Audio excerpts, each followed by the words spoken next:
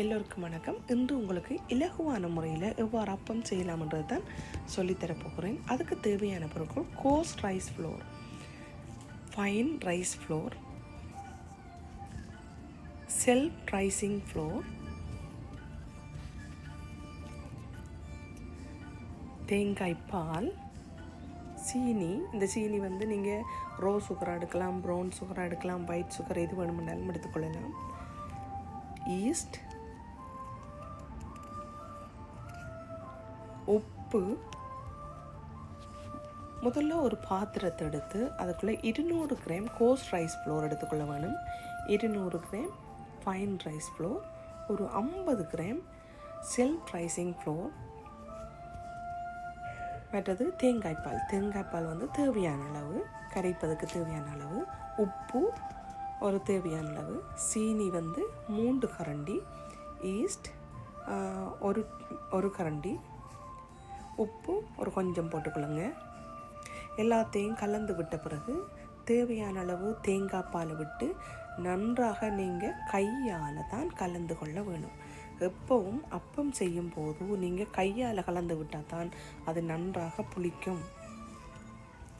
இவ்வாறு கலந்து விட்ட மாக்கலவையை ஒரு பாத்திரத்தால் மூடி நீங்கள் ஒரு அரை மணித்தியால் மூடி வச்சு கொள்ளுங்க. இவ்வாறு மூடி வச்ச பிறகு அரை மணித்தியாலத்துக்கு பிறகு நீங்கள் அப்பத்தை சுட்டுக்கொள்ள இயலும். இந்த மாக்கலவையை நன்றாக கரண்டியால் நீங்கள் கலந்து விட்ட பிறகு தான் அப்பம் சுடலாம்.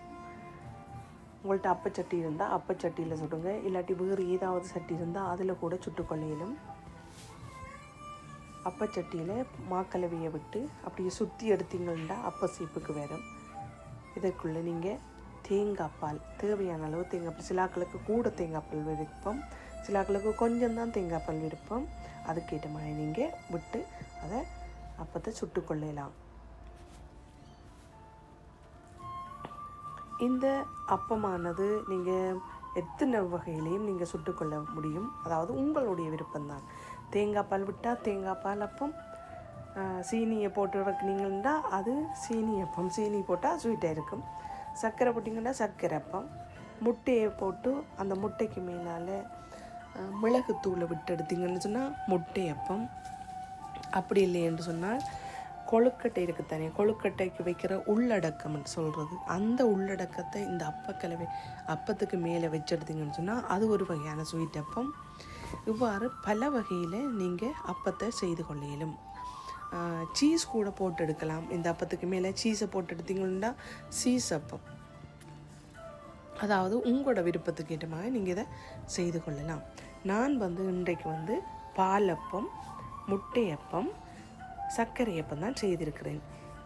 இவ்வாறு செய்த அப்பத்தை நீங்களும் உங்களுக்கு பிடிச்சிருந்தா இதே முறையில் நீங்களும் உங்களோட வீட்டில் செய்து உடனடியாக செய்து சாப்பிடக்கூடியதாக இருக்கும்.